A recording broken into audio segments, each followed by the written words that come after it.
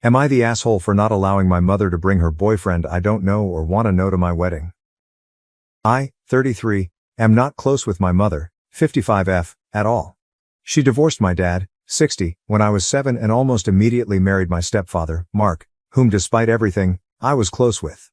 They remained married until I was 16. I was upset when she divorced him and went to live with my dad and stepmom. In my adult life, I've chosen to remain close to my stepdad and even attended his wedding to his current wife, who is a very nice woman. My dad and my stepmom are great people. Since her divorce to my stepdad, my mom has been in and out of relationships, each time claiming this guy is the love of her life until they do something she doesn't like and they aren't the love of her life anymore. Both divorces with my dad and my stepdad were for very petty reasons. Dad, I think because he wouldn't allow her to get a new car because the budget was tight. I think the one that lasted the longest was 6 years and I think it's the current guy she's with, according to my sister. After I left home, she never did anything with me without her boyfriends. When I was 25, she broke up with her boyfriend and tried to cry to me about it. After working with my therapist, I set the boundary with my mother that if she wasn't willing to do anything with me without her boyfriend to not bother and I didn't want to talk about her love life. She was very hurt and we fell out for a while but she came back around a year later and has respected my rules since, but we only get together about 3 or 4 times per year. I understand that my mom's relationships and love life are important to her so I respect that we don't get together often. Fast forward to this year, I'm getting married to my partner, 35M, of a decade in October. It's a small intimate backyard wedding and reception, BBQ. We live in a rural area and our backyard wedding will have roughly 40 people. My dad, stepmom, stepdad and his new wife have all been invited. My mom asked if she could bring her boyfriend. I said no because I don't know him. My mom asked if she could bring him to meet me so I could meet him before the wedding. I said no and that I still had no interest in meeting her boyfriends. She said she understood but she felt it was unfair that I wasn't allowing her a +1 to my wedding when my dad and my stepdad were allowed to bring their spouses. I told her that the difference was that I knew their spouses. She wanted to know why I was so adamant about refusing to get to know her boyfriend. I explained to her that I saw no need since she'd just break up with them and move on to someone else eventually as she has always done before. She started to cry and told me I was being unreasonable and treating her as if she's a witch ****. Both my fiancé and my sister feel like I should suck it up for one day and let her bring her boyfriend so she can be comfortable there. I'm seriously considering it but I wanted to know if I'm TA here for sticking to my boundary at my wedding and what your thoughts are. Update. After reading everything here, I've decided to email my mother and invite him. I was already leaning towards telling her that he can come when I post it. I decided to set some ground rules for my mother. He is there as a +1 to my mother only. I made it clear to her that he is not my family and he is not my stepfather, so I will appreciate her not telling other people at the wedding he is my stepfather. Mark is my stepfather and he will be there. He is not to be in any family photos. In fairness, my stepdad Mark won't be in any family photos either, only my mom, dad, stepmom, and my siblings. He is not to approach me at any point during the wedding and reception. This does not change my previous boundaries. I'm only allowing him to come for her own comfort and to create a sense of fairness. I respect the fact she is in a relationship but that her love life has nothing to do with me and I wish to keep it that way. I told my mother that these are my terms for him being at my wedding and my terms are final and that I hope she can respect the fact that I'm trying to be reasonable. I use this opportunity to remind her of the reasons I put the boundary up in the first place. These reasons included forcing me to do activities with her shorter-term boyfriends in the past, forcing me to only discuss her love life while showing no interest in my life, and putting her relationships above her own children. If she responds, I'll let everyone know. Update 2. My mom called me within 10 minutes of getting the email. She thanked me for allowing him to come and said they would abide by my terms. She said she felt really hurt that her actions during her midlife crisis are why I'm refusing to meet her current boyfriend, who she says she's been with for 7.5 years, and that she thought things would eventually calm down enough where I would be comfortable meeting him. She said she now realizes that it will never happen. I told her that I'm firm on my stance. I think she started to cry but she said she understood and only wants him there because being around my dad and stepdad and their new wives, my dad has been married for 23 years and my stepdad for 12, makes her anxious and he helps keep her calm. She said she respects my stance and said it's her own fault I feel this way. I felt this may be the start of a guilt trip so I politely ended the call. Verdict, not the asshole. Additional comments to the post from OP, update. I will update here since Mods told me I was maxed on my post. I want to thank everyone here for commenting and giving their opinions. Without context, I think it's a little hard to understand why I'm the way I am towards my mother. This past has given me a chance to reflect on my own behavior towards my mother. The truth of it is, I find dealing with her to be exhausting, and I want to explain to everyone why. My mom is a gold digger. And that isn't my dad or stepdad talking shit about my mom. They're classy guys and would never do that. This is my own conclusion. My mom said regarding both divorces, I'd still be married if dad or stepdad just gave me what I wanted. She's also tried to start fights with my stepmom because she realizes my brother and I prefer her over our actual mom. It's true, I'm closer with my stepmom. I go to her for all the mom things because she listens and cares. My stepmom doesn't make everything about her. I believe my mom suffers from main character syndrome and expects to be the center of attention at every event, and if she isn't, she gets drunk, which leads me to my next point. My mom is an alcoholic. She was in a DUI 8 years ago and crashed into another car. Thank goodness no one was hurt.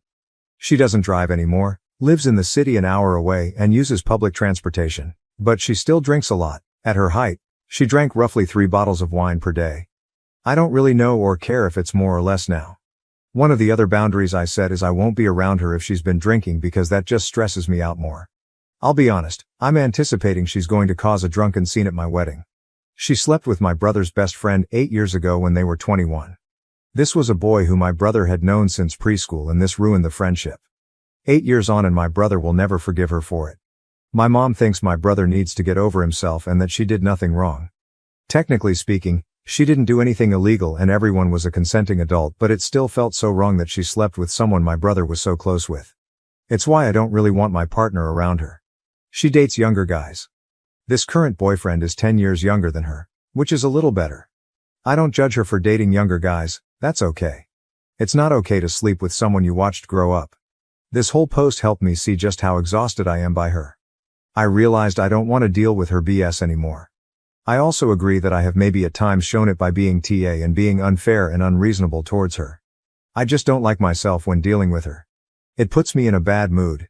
However, the idea of having her more in my life makes me nauseous, but I want to keep the peace with the larger family, grandparents, aunt, uncle, etc. I've decided to take a page from my youngest brother's book and keep contact with just family functions. He's cordial to her at family events and keeps the peace when he's around her, but he keeps his distance and won't see her outside of a family event. So I'm going to do the same. I realize she could get sober, go to therapy, and change her entire life around, but I'm still going to see the woman who drinks all the time, sleeps with my brother's friend, and just treats people like garbage. It's not fair to anyone. Not me for having dealt with her, and not her if she ever did or was actively working hard to change her life. I do want to make sure she's taken care of, fine and healthy, but I also want to not be emotionally involved anymore. Figuring that out is above Reddit's pay grade. Relevant comments from OOP, resident_test_2107.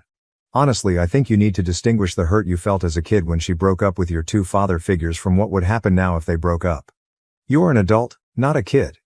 Her breakups are her business, and don't impact you directly. Expecting someone to come to a wedding with her 2 exes there with their new wives is a lot. Expecting her to suck it up to put you first feels like you're trying to play out some drama and feelings you have left over from feeling hurt and abandoned as a kid by her breaking up your home. Divorce happens, it sucks for the kids, but so does an unhappy marriage. Feels like time to go back to therapy. OP, in my early 20s, she used to call me whenever she had a breakup and expected my sister and me to be emotionally supportive. She wouldn't spend time with me without her BFS around. She was insisting I meet some guy, who typically is a lot younger than her, like late 20s, or early 30s, which is good on her but still weird for me. She was dating for a few weeks. They'd break up after a year and she'd immediately find someone new. Wash, rinse, repeat. This was the pattern from when I was 19, 25. I always had to spend time with both of them. All she would talk about is her relationship. She would never ask me about school, my job, or my relationship. She's only met my partner twice. There's a lot more I can add about how my mom constantly prioritized her relationships over being a parent, but they aren't pertinent to this story. She got with a really toxic guy when I was 24 who stole a bunch of money from her. We all warned her he was a scumbag, but she didn't listen. After that, I told her I wanted nothing to do with her boyfriends going forward. She got really mad, saying I was disrespectful and that any child should want to see her mother happy. But I just got tired of dealing with her relationship drama and I don't ever want to deal with it again. I'm sure the guy she's with is nice since he's been around this long, but I'm just done. I don't want to be around my mother, but I want to be around family. August 28, 2023. I've decided to estrange myself from my mother. We haven't gotten along since I was 16, and the last several years have been really bad. We only get together about 2-4 times per year, and it always ends with us fighting. I'm tired of it. I'll be honest. I've considered cutting contact with her, but the one thing that's preventing me from fully severing ties is her parents, my grandparents. I love them very much, and they are still hurting from my brother choosing to sever ties with her and keeping in low contact with that side of the family. My brother had valid reasons for doing this to her, and he will get together with my grandparents if my mother isn't there, but it's hard because they want to see him at the holidays and during special moments. I'm getting married in Oct, and this will be the first event where my mom and brother are in the same area. I've told both of them to stay away from each other, but I'm anticipating there will be drama because my mom doesn't like to hear she can't do something. I want to make it so we can see each other and be cordial at family events but not hang out otherwise. My youngest brother does something similar. I don't want to write her a letter because I fear that will cause more drama, but I expect she'll eventually call and want to do something with me, but I want to say no unless it's at a larger family function. How should I do this? My mother thinks she's entitled to alcohol at my wedding, September 23, 2023. My fiancé, 35M, and I, 33NB, are getting married in 2 weeks in our backyard. We will be having a catering spread for our reception afterwards. We decided to have a dry wedding for 2 reasons. My mom is an alcoholic who is known for making a scene when she gets drunk, and my fiancé has a brother who binge drinks and has had alcohol poisoning on more than one occasion. He doesn't drink all the time, but if he starts, he can't stop until he either passes out or someone physically restrains him from getting more. I also have an uncle, mom's brother, and a stepdad who are in recovery and don't need the temptation. Neither fiancé and I are big drinkers, so we decided to just avoid any problems and just have a dry wedding. We will have a less dry reception party, honeymoon with some of our friends later on. All of our families have been supportive. My uncle was especially grateful to us for doing this since he takes his recovery very seriously and has been 7 years sober. I sent out wedding invitations 4 months ago and said it would be a dry wedding and asked people not to bring alcohol. Now today I get this call from my mom, who I also sent an invitation to 4 months ago. Mom, is it true you're not having alcohol at your wedding? Me, yes. Fiancé and I decided we didn't want alcohol during our special time.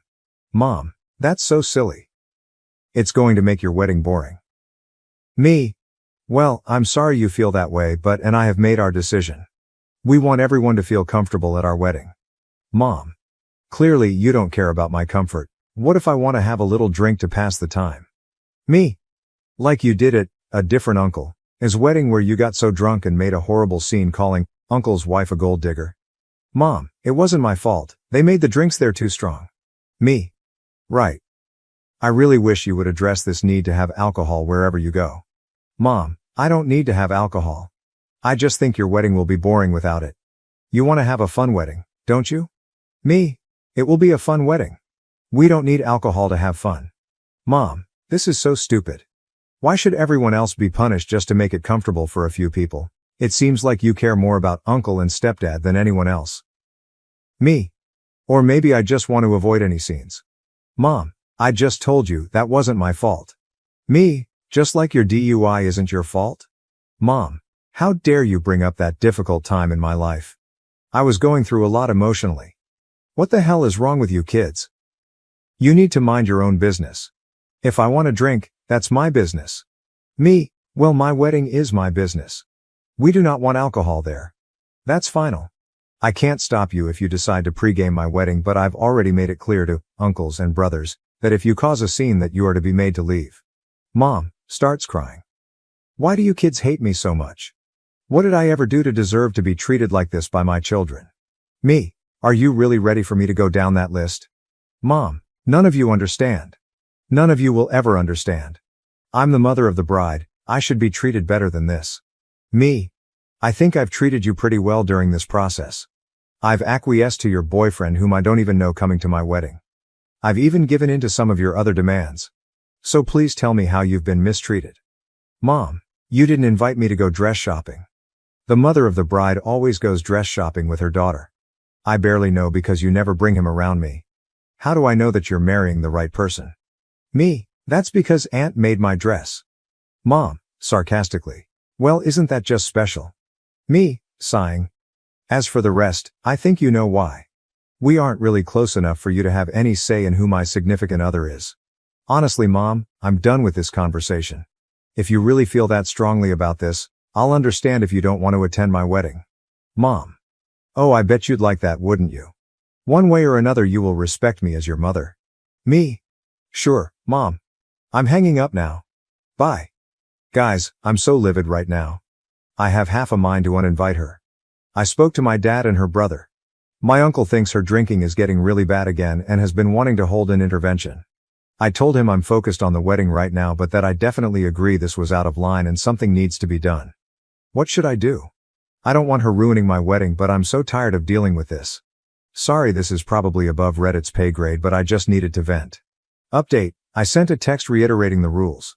She said she knows where she isn't welcome and said she won't attend. My dad told me not to worry about this anymore and that he'll see to it that she doesn't ruin my wedding. Update 2. I sent this text to my mom. Mother, at this point I'm going to officially uninvite you from my wedding. I'm not going to allow you to change your mind, and I'd prefer it if you do not come to my wedding at all given your poor behavior. At this point, I've decided I don't want any further contact with you unless you decide to curb your toxic behaviors and drinking. I wish you the best. I hope you can find a way to heal, but I can't do this anymore. I'm sorry if this hurts you, but I can't handle you in my life anymore. If you try to force the issue, I'll be forced to take legal action up to and including contacting law enforcement. Please don't contact me again. I went to delete her from my Facebook page only to find a post that she had just written saying how being a mother is a thankless job and how she doesn't understand how she raised rude and judgmental kids. She ended it by saying she hopes her kids get over themselves someday. I'm done. This sucks, but it's been a long time coming. My head hurts. Small update. September 24th, 2023. Firstly, I want to thank everyone for their support. You have no idea how much your love and constructive comments mean to me. I'm glad I'm not alone. It's not a huge update, but I guess my grandparents and uncles have had enough. They've decided to stage an intervention next weekend. If she refuses to get help, she will no longer be welcomed at family events and she will no longer be part of the family. They told me not to worry about it. My sister will go as she's the only one of her children that even has a real relationship with her, but even my sister said that if she doesn't get help, she will cut her off too. I'm hoping and praying this works, but given that she spent 1 year in rehab and the second she was off probation chose to drink again doesn't give me a lot of hope. My dad told me he's hiring the local biker gang to act as security. We live in a small town and the nearest big city is about an hour away, so it would be really expensive to have a security company come out. I don't have a problem with that. This is the type of gang that helps out abused kids and animals, and they do a lot of good where I live. The worst I've heard about them is they doled out some rural justice to a guy that was beating up the sister of one of the members and ran him out of town. When my mom got her DUI, she ran into someone's house and car. When she tried to back out, no one was hurt, thank goodness. And I guess it was the house of a relation of someone in the gang, so they agreed to help, and my dad is paying them to be security just in case. They know my family. One of my dad's cousins is a member, and they know my mom. I think she dated a guy in the gang at one point, and what to look out for. It may be moot if she ends up in rehab. I'm not stressing about her anymore. I have 13 days until my wedding. I'm going to focus on the final touches and just enjoy myself. My biological mom made her choices. Now that I've stood up for myself, I feel nothing but relief. My stepmom will be there and I see her more as my real mom, so it's all fine. I've been through a lot of therapy already, so I've had to make peace with how my actual mother is. I'm officially estranged from my mother, September 24th, 2023, same day. Well, it happened yesterday. I got into a fight with my mother and officially estranged myself from her. It sucks, and I had a gnarly headache when I was done. Her drinking and behavior just proved too much and I had to univite her from my wedding. I feel sad it came to this, but the most powerful feeling I have is relief. Update. My mother thinks she's entitled to alcohol at my wedding, September 30th, 2023. I didn't think I'd be back so soon, but it's my mom's world and we all just live in it. My mother got 911 called on her for domestic violence on Tuesday. She apparently started throwing wine bottles at her boyfriend, who locked himself in the bathroom and called the cops while she destroyed their place in one of her temper tantrums. She wasn't making any sense when the cops got there, so they restrained her and took her to a hospital. She's been stuck in the psychiatric ward ever since. My sister was listed as a contact for her and she got the call about mom on Wednesday. The doctors at the hospital spoke to my sister and they think she may be showing signs of alcohol-related dementia and some sort of psychotic disorder like bipolar disorder. They currently have her in alcohol detox, and from what my sister was told, it's pretty bad. They won't allow her visitors until she's out of detox, not that anyone really has a desire to visit her anymore. My sister and I decided enough was enough, and we petitioned for guardianship for her yesterday at the request of a social worker who interviewed my sister, my uncles, my grandparents, and myself. A guardianship means they can hold her while it winds through the system rather than her being released after 72 hours. My grandmother's upset as she thinks all of the issues should be kept in the family and the state shouldn't step in. My uncles and grandfather are on the side of having a guardianship. As far as they're concerned, she's not welcome in the family anymore, and they won't allow her to continue to take advantage of anyone in the family anymore. My sister and I say let her be a professional's problem and let them figure out what to do with her. My brothers don't care and have effectively washed their hands of her years ago, so their stance is whatever keeps her as far away as humanly possible. We can't deal with her anymore, and why should we? With the guardianship petition, I'm working on washing my hands of this situation entirely. I'm sure I'll be interviewed about why a guardianship is necessary, but other than that, I don't plan to have any further contact with my mom unless she apologizes and makes amends for her behavior, if that's something she's even capable of anymore. I just don't see that happening, and any compassion or understanding I had for her in the past is gone. Whatever state her life is in, she brought it on herself. I just want to move on with my life without her in it and be done with her for good. It doesn't look like she'll be released from the hospital anytime soon, so there's no risk of her attending my wedding. I did talk to her boyfriend yesterday after sister and I filed our paperwork, and we decided to invite him to lunch. He's decided to break up with her for good, and we learned just how bad things were with her. He's a real nice guy who's been caught up in a bad situation and had no clue how bad she could be. I feel really bad for him. I did decide to invite him to my wedding, as I can tell he's a lonely dude who's been to hell and back. Not sure he'll show, but the offer is there. There was a time I'd have allowed an event like this to ruin the run-up to the wedding, but I've been able to separate my mom's behavior from the wedding. It hasn't put a damper on it. Now that my mom is squared away, I can enjoy myself. I just put the final touches on the catering order and am expecting the last of my supplies. My aunt wants to put the final touches on my wedding attire. If I haven't mentioned, both my fiancé and I are huge steampunk fans, and so we're wearing steampunk attire and encouraging everyone else to dress in steampunk. Not required though. My wedding dress is actually more of a suit situation, but it looks badass. I don't think I'll update again, as I want to put all of this behind me, and I don't plan to have any contact with my mother going forward. I'm looking forward to a bright future with my husband. My mom can stay in the past, and as cold and heartless as it sounds, I'm glad she's not going to be my family's problem anymore.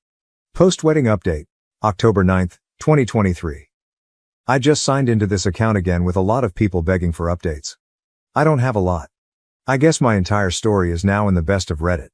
Thanks, I guess. I never knew dealing with my alcoholic mother was worthy of a best post. I just wanted to rant and sanity check myself.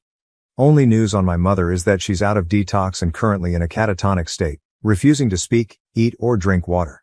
They may install a feeding tube if she doesn't let up. I think she's trying to be dramatic and get attention, so do my uncles. I could be wrong, but honestly I don't care anymore. We're not sure she has dementia, but she definitely has something going on, but doing any kind of evaluation while she acts like this is difficult. She also has liver disease, needs dialysis, and possibly even a transplant, if she qualifies. The doctors made it very clear that if she doesn't quit drinking, she will die within the next 5 years, and it may even still be too late. I think I'd feel more sad, but I've had to realize that I lost my mother long ago. I did invite my mom's boyfriend, but he chose not to come. He's decided to get help for his own alcohol issues, according to my sister. I wish him the best. As for the wedding, I'm now happily married, and on Wednesday I took a pregnancy test that came back positive. We're super excited but haven't told anyone in our family yet. The wedding was fantastic and the day went off without a hitch. We had a blast and are heading out on our honeymoon on Wednesday to Costa Rica. My brothers and stepbrothers very sweetly hazed my husband during the at-home bachelor party and made it clear they're excited to have another brother. My stepmom did all of the mom stuff during the wedding. That was already planned before all of this. No one snuck in alcohol, there weren't any scenes. The worst that happened was my sister crying due to all of the stress she's been under. I do have some sympathy, but most of it is self-inflicted though, because she enables. But all in all, it was a great day and I was surrounded by those I love most. I know a lot of people asked for pics on my wedding suit. I will see if there's some way I can crop identifying stuff from it and post it here once I get my wedding pictures back. Otherwise, I'll figure out a way to post the outfits themselves. That's all I have. I'll try to update after my honeymoon. Now it seems like a baby is coming, so no promises. Now to the next story. Story 2. Jealous ex claimed I was cheating and faked a pregnancy to trap me, but it turns out that she was actually the one cheating and the baby wasn't mine. At 28, navigating significant drama has unfortunately become a recent theme in my life.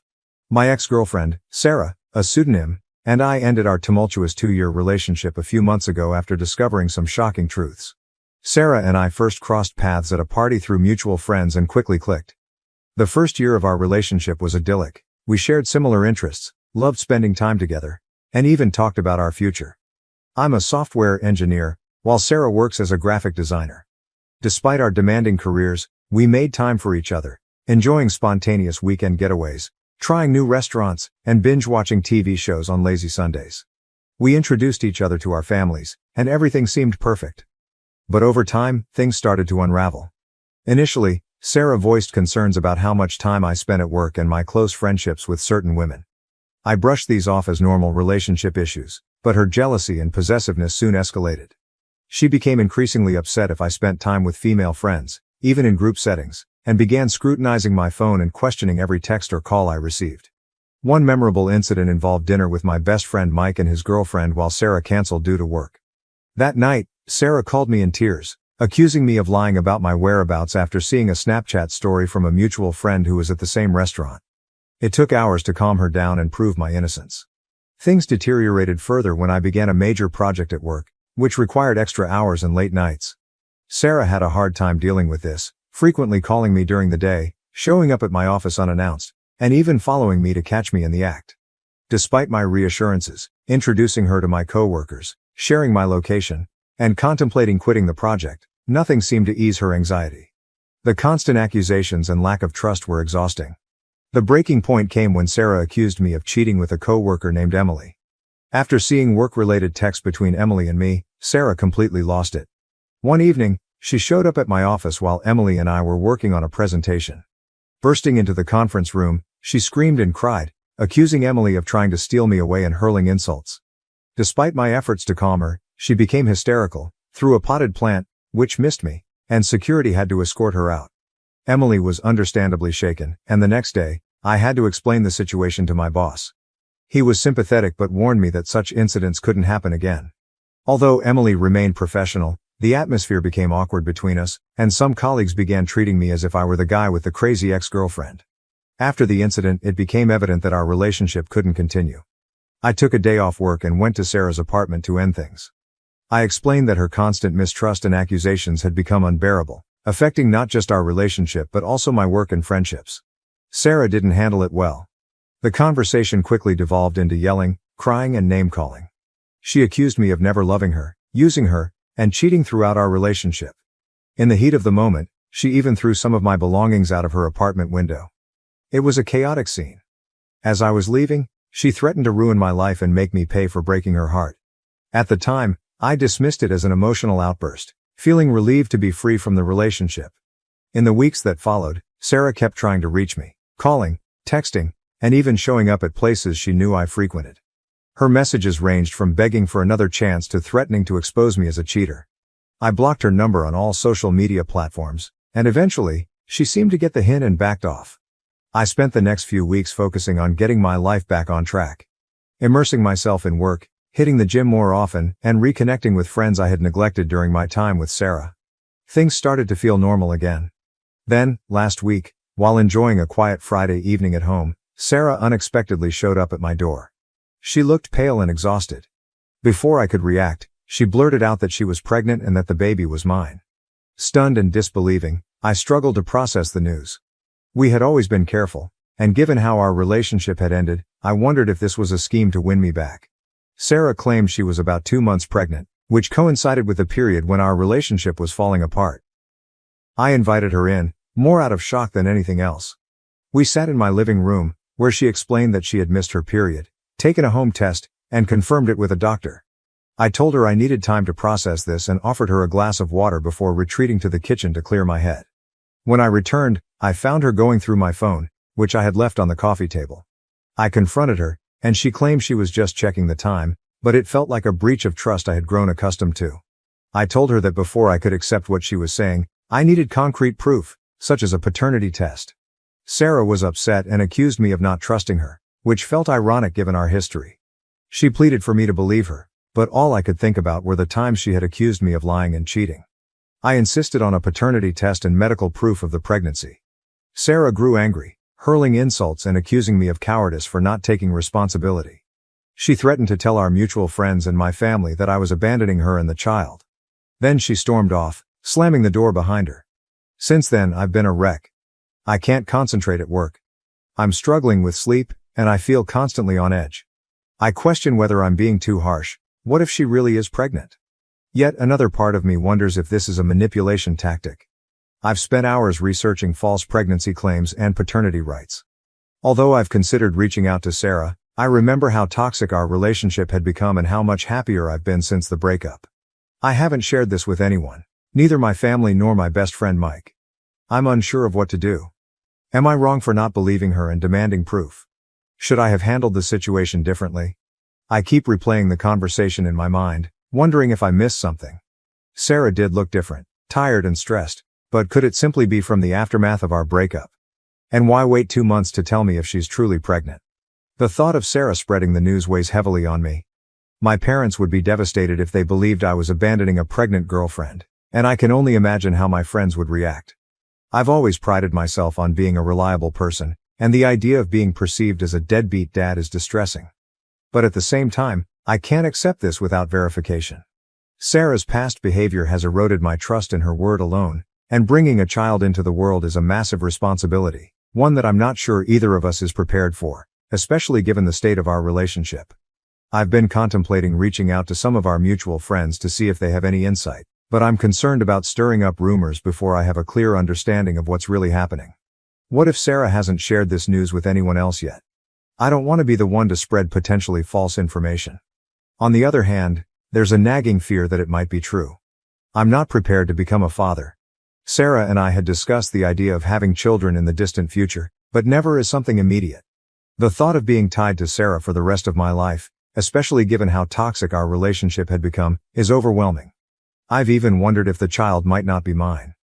Given how accusatory Sarah was about my fidelity, could she have been projecting her own issues? Could there have been someone else involved? It's a distressing thought, but I can't ignore any possibility. The more I think about it, the more confused and frustrated I become. I feel trapped with no good options. If I reach out to Sarah for more information, am I opening myself up to further manipulation? If I ignore her, am I potentially abandoning my child?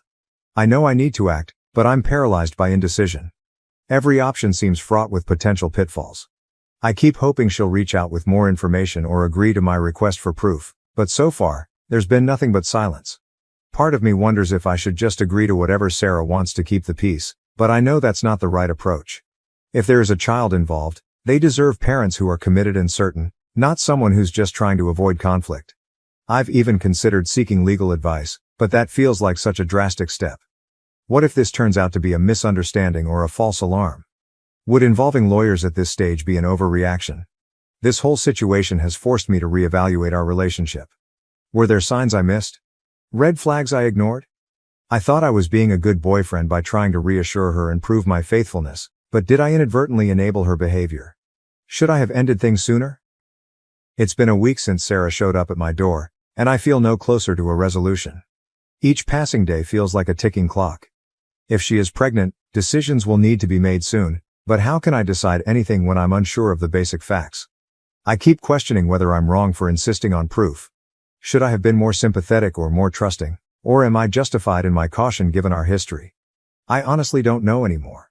So here I am, turning to the internet for advice. I realize this is a complex situation, and maybe I haven't provided all the details needed for a full judgment, but I'm at my wit's end. I need an outside perspective. Am I wrong for not believing my ex-girlfriend and insisting on proof of her pregnancy, or am I justified in my caution given our past? What would you do in my situation? Update 1. Hey everyone, it's been about 3 weeks since my original post, and a lot has happened. I wanted to provide an update on the situation with Sarah and her pregnancy claim. First, I want to thank everyone who commented on my original post. Your advice and perspectives have really helped me gain some clarity. Many of you suggested that I should stand firm and insist on proof, while others pointed out that I need to prepare for the possibility that Sarah might actually be pregnant. A few days after our confrontation, Sarah reached out via text. She apologized for her earlier outburst and acknowledged that my doubts were understandable. She agreed to provide medical proof of her pregnancy and to undergo a paternity test once it was feasible. I was relieved to see her taking a more measured approach, though I remained cautious. We arranged to meet at a local coffee shop, a public place to avoid any potential drama and to maintain civility. When we met, Sarah seemed different from how she had appeared at my door. She was calmer and more composed. She handed me an envelope with ultrasound images and a doctor's report confirming her pregnancy. According to the documents, Sarah was about 10 weeks along, which matched the timeline she had previously given me. The ultrasound images were overwhelming. The reality of the situation hit me with a rush of emotions. We spent hours talking. Sarah explained that she had discovered the pregnancy just a week before visiting me and was unsure how to tell me, especially given our rocky breakup. She admitted that her approach, showing up unannounced and making demands, had been misguided and apologized for it. I listened carefully, trying to remain open-minded. I shared my perspective, explaining how her past behavior had made it difficult for me to trust her, and how the sudden news had left me feeling unprepared. We discussed our options. Sarah expressed her desire to keep the baby but understood if I wasn't ready to take on fatherhood. She said she wouldn't pressure me but hoped I would be involved in the child's life. I told her I needed time to process everything, and we agreed to wait for a safe time to perform a non-invasive paternity test, ideally around the 12th week of pregnancy. After our meeting, I felt somewhat better, though still overwhelmed. I decided it was time to inform my family and close friends. I started with my parents, who were stunned. My mom was torn between excitement at the prospect of becoming a grandmother and concern over the circumstances. My dad was skeptical, reminding me of how tumultuous my relationship with Sarah had been. They both supported my decision to get a paternity test and advised me to proceed cautiously. Next, I told my best friend Mike. He was surprised but supportive, offering to be there for me through the process, whatever my decision. He also suggested I might want to consult a lawyer to understand my rights and responsibilities. In the following weeks, Sarah and I kept in touch through text. She updated me on her doctor's visits and how she was feeling. Navigating this new dynamic with someone from my past was strange. Then, about a week ago, Sarah called me, panicked.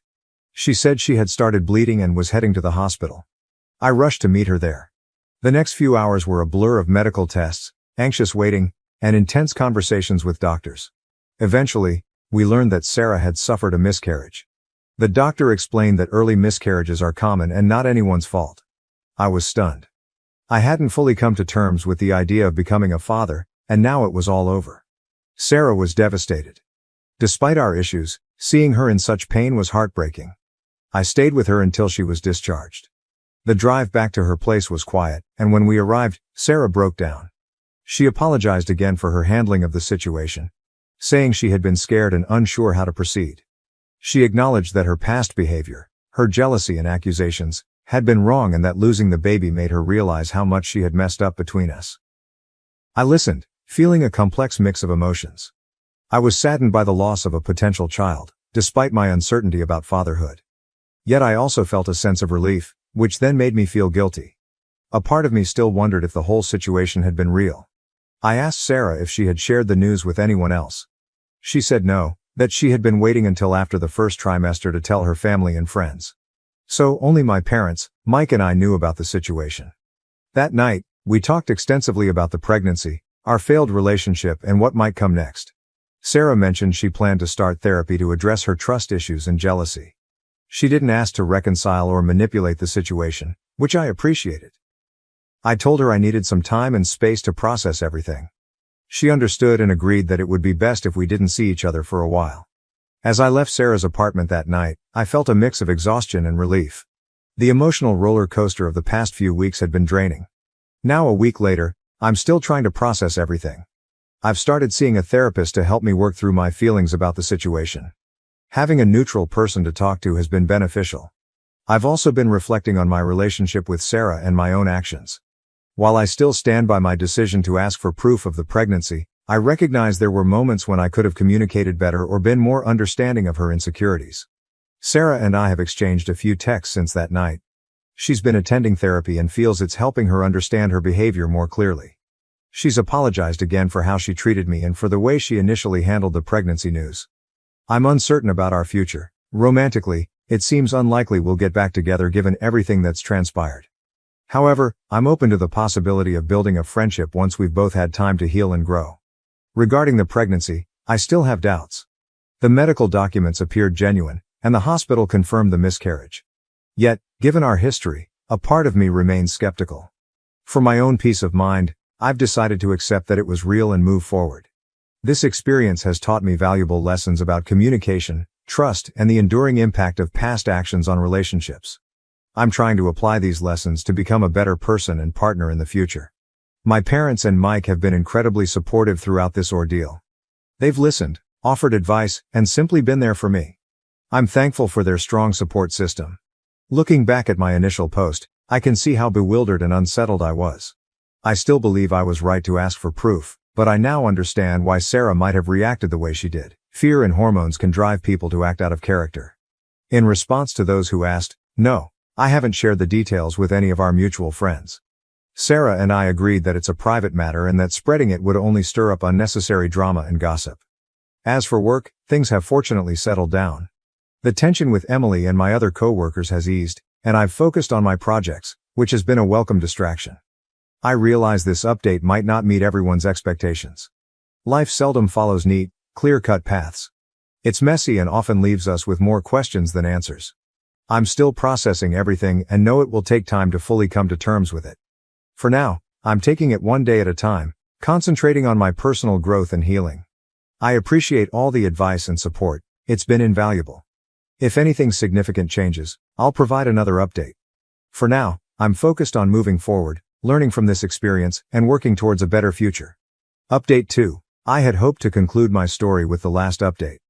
It seemed like a somewhat decent ending, but life has a way of complicating things. It's been about 2 months since my last post, and my anger from everything that's happened hasn't subsided. Just when I thought the situation with Sarah couldn't get more complicated, I was proven wrong. After the miscarriage, Sarah and I had limited contact. We exchanged occasional texts, mostly with her updating me on her therapy progress and me responding politely. I was still working through everything and trying to move on. Work was going well. I'd immersed myself in a new project, which served as a welcome distraction. Relations with my co-workers, including Emily, had mostly returned to normal, and I was even starting to consider dating again, though I hadn't gone on any dates yet. Then, about 3 weeks ago, I received a call from an unfamiliar number. When I answered, a man's voice asked if I was my name. After I confirmed, he introduced himself as Robert and said we needed to talk about Sarah. My stomach sank. I asked who he was, and he revealed that he was Sarah's ex-boyfriend. Apparently, they had been together for a few weeks during a break Sarah and I had taken. I remembered that break. It was after a particularly bad argument, and we had spent about 2 months apart. Robert contacted me to share some information he believed I needed to hear. We arranged to meet at a local bar the following evening. The next 24 hours were filled with anxiety as I considered the implications of what he might reveal. Despite my reluctance, I knew I had to face whatever was coming. When we met, Robert appeared surprisingly composed. He was about my age and seemed like an ordinary guy. He bought us a beer and got straight to the point. Sarah had lied to me. The baby wasn't mine, it was his. I felt like I had been punched in the stomach. Robert explained that he and Sarah had continued their relationship on and off even after Sarah and I had reconciled. Their last encounter had occurred about a week before Sarah and I broke up for good. He showed me text messages between him and Sarah from months earlier. In them, Sarah expressed her unhappiness with me and her fear of being alone, revealing that she had stayed in the relationship out of fear. The texts included her panicking about the pregnancy and her plans. One particularly shocking message from Sarah to Robert, dated just days before she came to me with the pregnancy claim, read, "I have a plan. I'm going to tell my name, the baby is his. He makes good money and he's always wanted kids. He'll take care of us." The realization that she had cheated on me and tried to manipulate me into raising another man's child was devastating. Robert, feeling guilty after the miscarriage, thought I deserved to know the truth. I thanked him for his honesty, though part of me wished I could go back to being ignorant. We finished our beers in silence, each lost in thought. Before leaving, Robert apologized for his role in the situation. I couldn't bring myself to hate him, as I appreciated his decision to come clean. After Robert left, I sat at the bar for a long time, trying to absorb what I had learned. The bartender, sensing my distress, gave me a free drink. I went home that night feeling numb, unable to eat or sleep. The following day, I called in sick to work. I needed time to process my emotions. I spent the day oscillating between anger and disbelief. How could Sarah have done this? How could she lie so comprehensively? And how had I been so blind? Reflecting on her previous accusations of cheating and her jealous outbursts, it became clear they were projections of her own behavior. After a day of contemplation, I knew I had to confront Sarah. I couldn't let this go unanswered. I texted her to arrange a meeting, which she likely thought was a routine check-in. We met at the same coffee shop where she had shown me the ultrasound pictures. As soon as she saw me, she knew something was amiss. Before she could speak, I laid everything out. The meeting with Robert, the text messages, and all the new information I had. At first, Sarah seemed poised to deny it, but then she broke down in tears, apologizing and saying she never intended for things to go this far. I asked how she could lie so deeply and attempt to trap me into raising a child that wasn't mine. She explained she was scared and desperate, hoping that if she could get me to accept the baby, everything would work out. I told her that what she had done was unforgivable. She had not only betrayed my trust in the worst way but also been willing to drag an innocent child into her deceit. Sarah pleaded for forgiveness, saying she would do anything to make amends, but I knew there was no fixing this. The trust between us was irrevocably shattered. I told her I never wanted to see or hear from her again and hoped she would continue therapy because she clearly needed help. Then I stood up and walked out, ignoring her desperate pleas for me to stay. The next few days were a blur. I informed my parents and Mike of what had happened, and they were furious on my behalf. My mom wanted to call Sarah and confront her, but I asked her not to. I just wanted to be done with the situation. I also decided to inform a few mutual friends to preempt any potential misinformation from Sarah. I didn't go into all the details. I simply said Sarah had cheated and lied about the pregnancy. Most were shocked and supportive. One friend admitted she had suspected Sarah might be cheating and had seen her with another man but didn't realize it was serious. She apologized for not coming forward sooner. I was hurt that she hadn't said anything earlier, but I understood her reluctance to get involved. At work, I finally confided in Emily about everything that had transpired. Her response was incredibly supportive and understanding. She admitted she had always felt something was off about Sarah but had held back from saying anything negative about my girlfriend. Through all this, Emily and I have grown closer, and I'm starting to see her in a new light. Who knows, there might be potential for something more in the future. Since our confrontation at the coffee shop, I haven't heard from Sarah. I've blocked her number and all her social media accounts. A mutual friend informed me that Sarah has moved back in with her parents and continues with therapy. Part of me hopes she gets the help she needs, but mostly, I just want her out of my life permanently. Reflecting on our relationship, it's clear now how toxic it was. Sarah's jealousy and insecurity weren't just minor issues, they were indicators of deeper problems. I now realize I should have ended things much sooner. I've been contemplating why I stayed with Sarah for so long and endured her behavior. I think part of it was fear of being alone, another part was the misguided hope that I could fix her and earn her trust, and, I'm ashamed to admit, a part of me enjoyed feeling needed, even if it was in an unhealthy way. Coming to terms with the loss of the future I had envisioned has been one of the hardest parts. Even though I had doubts about the pregnancy, a part of me had started to imagine what being a father might be like. Having that possibility snatched away, only to discover it was all a lie, has been painful. However, I also feel relieved that I learned the truth before it was too late and that I'm no longer bound to Sarah for the rest of my life. In the past few weeks, I've focused on myself. I've resumed running, a hobby I had abandoned during my relationship with Sarah. I'm reading more, spending time with friends, and even considering a solo trip. Work has been a great distraction. I've immersed myself in a new project at work, and my boss has noticed. He's hinted at a potential promotion if I continue performing well. It's nice to have something positive to concentrate on. As for dating, I'm not ready to dive into anything serious yet. I need time to heal and rebuild my trust. But I'm open to meeting someone new when the time is right. This experience has taught me a lot about myself, relationships, and trust. I've learned the importance of trusting your instincts. If something feels off, it probably is. To those who followed my story from the start, thank you for your support and advice. You helped me gain clarity when I was too close to the situation to see it. If there's one takeaway from my story, it's this. Trust is invaluable, and once it's broken, it's incredibly hard to restore. Don't stay in a relationship where you're constantly questioning your partner or yourself, and if someone reveals their true nature, believe them the first time. As for me, I'm taking things one day at a time. Some days are more difficult than others, but overall, I'm doing okay. I'm looking forward to the future and confident that I can face whatever challenges come my way. This will be my final update on this matter. It's time for me to close this chapter and move on. Thank you all again for your support throughout this turbulent journey. Here's to new beginnings and better days ahead. It's been about 10 months since my last update, and I didn't think I'd be writing another one. I thought the chapter with Sarah was closed for good, but life has a way of surprising us. After everything with Sarah and the revelation about her cheating, I focused on moving forward. I threw myself into work, continued with therapy, and began rebuilding my social life. Things were going well. The promotion my boss hinted at came through, and I'm now leading my own team on a major project, which has been challenging but rewarding. Emily and I have been working closely, and I have to admit there's been some flirting between us. We haven't acted on it yet, partly because I'm wary of getting involved with a coworker after everything that happened with Sarah, but the attraction is definitely there. Then, about a month ago, everything changed again. While at the grocery store one evening, just picking up dinner supplies, I ran into Robert. Yes, the same Robert who had revealed the truth about the baby.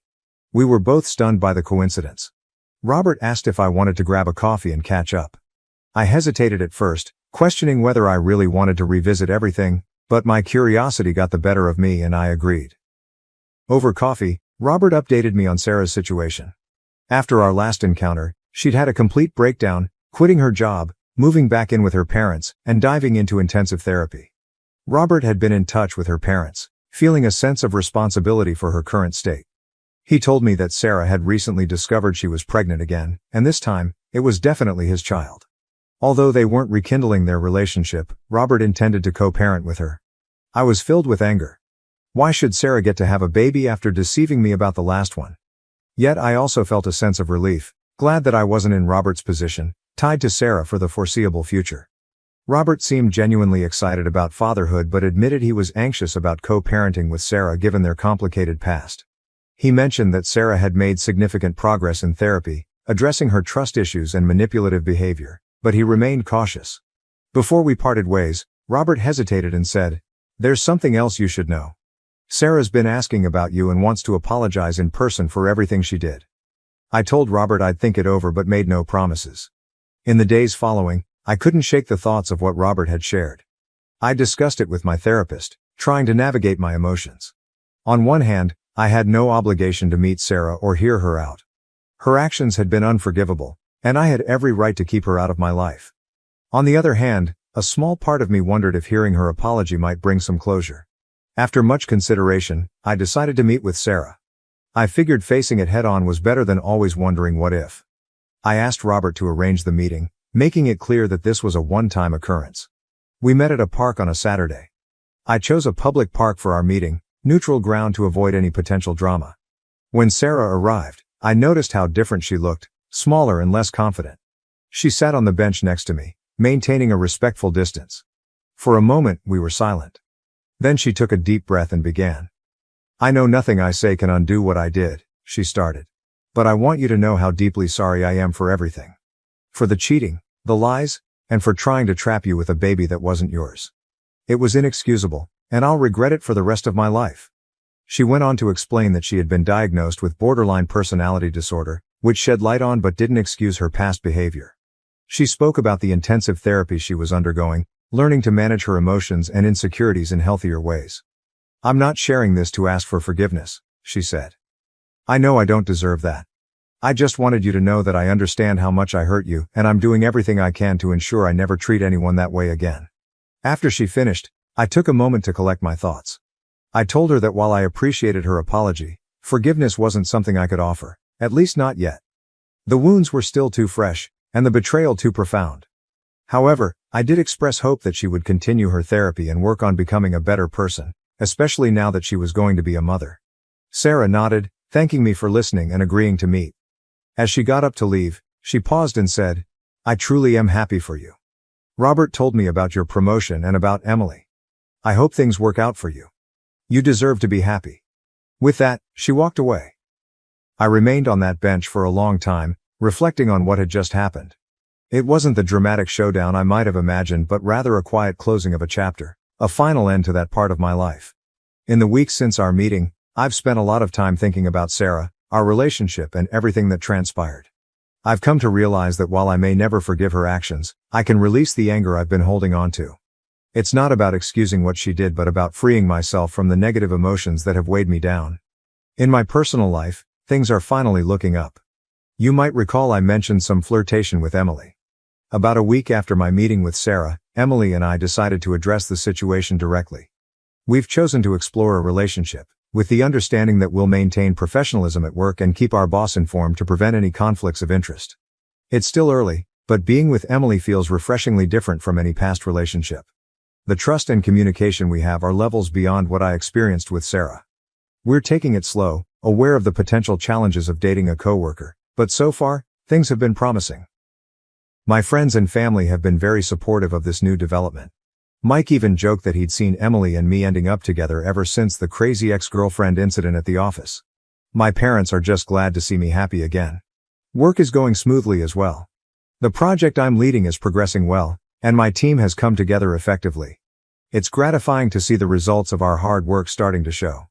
Regarding Sarah and Robert, I've chosen to keep my distance.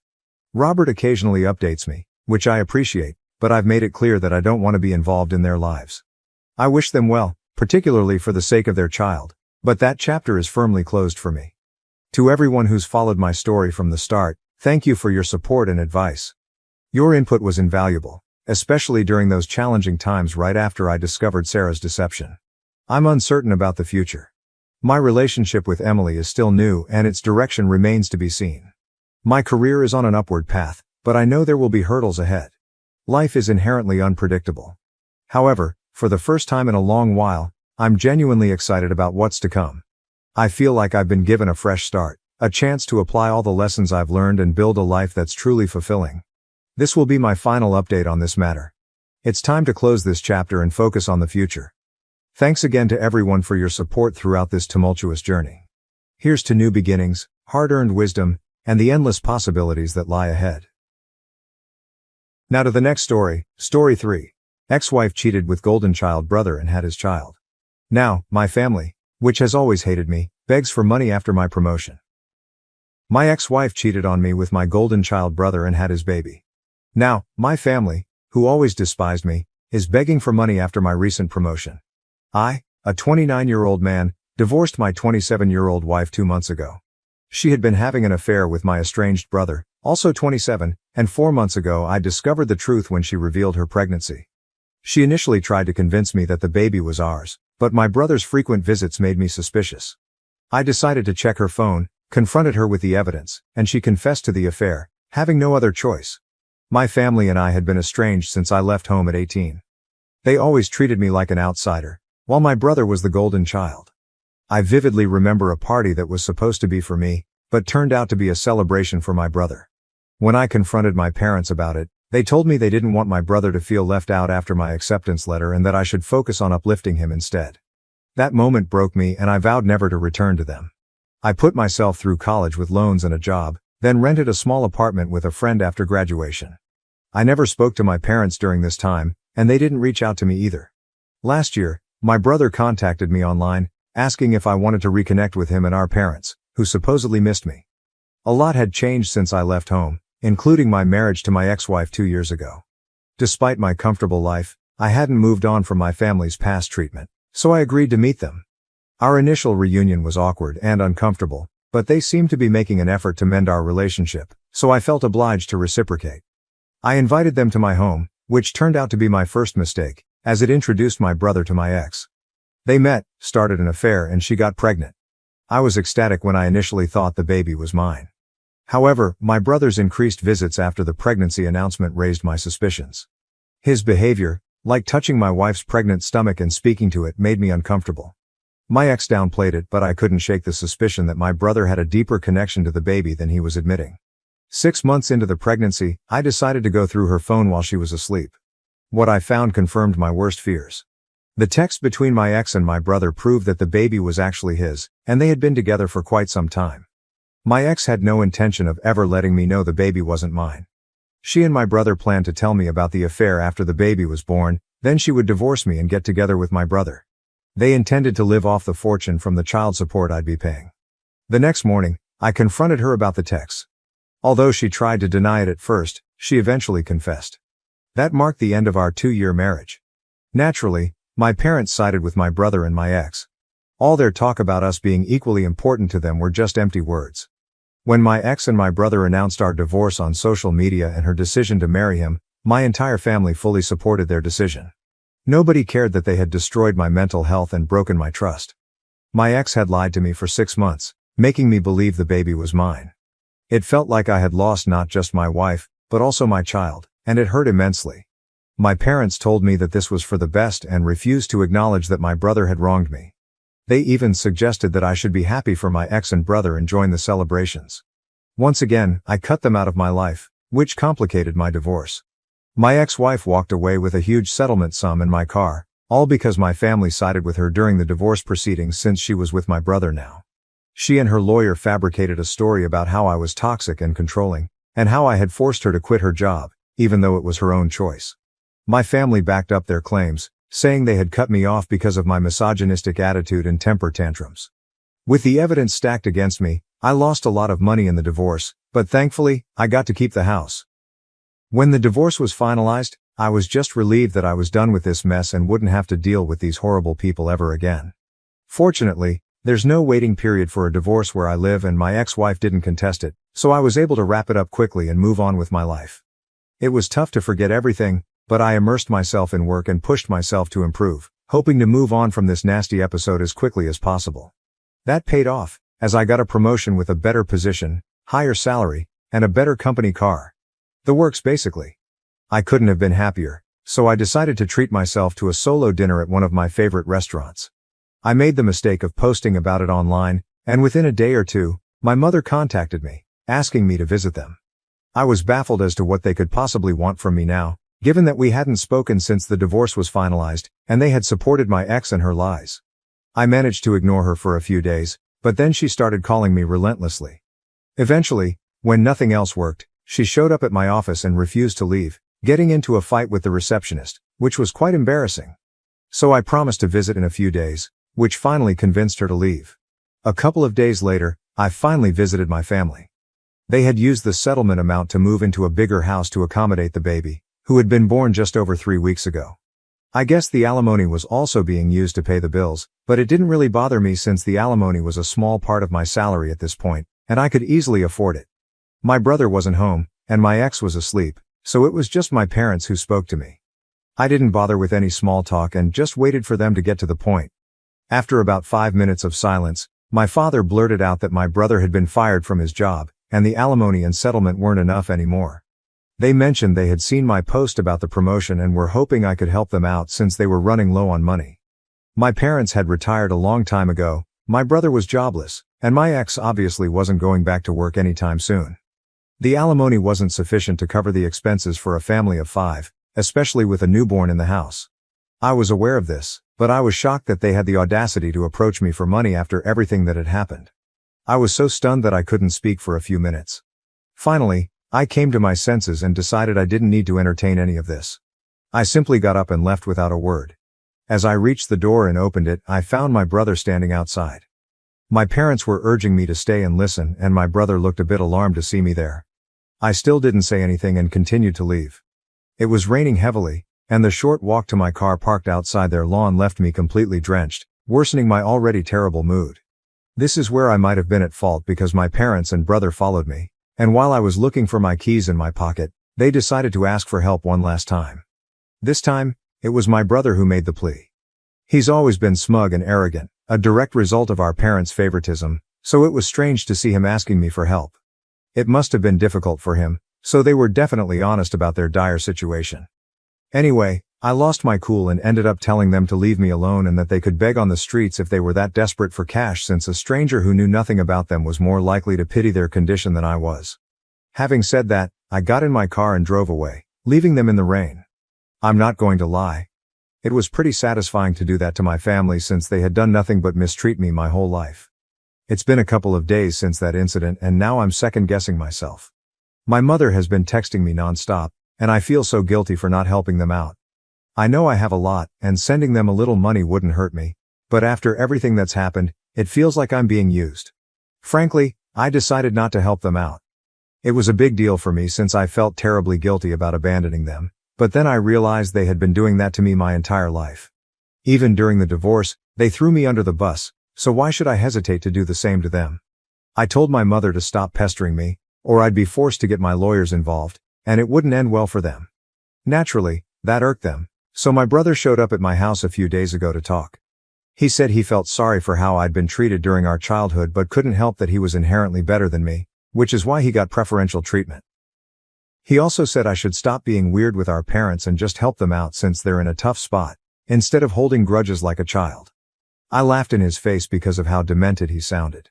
I told him that instead of trying to put me down and manipulate me into helping, he should probably be out looking for a job. That touched a nerve, and he started yelling about how I was just jealous that our parents and even my ex-wife preferred him over me, and that I was taking revenge by refusing to give them money.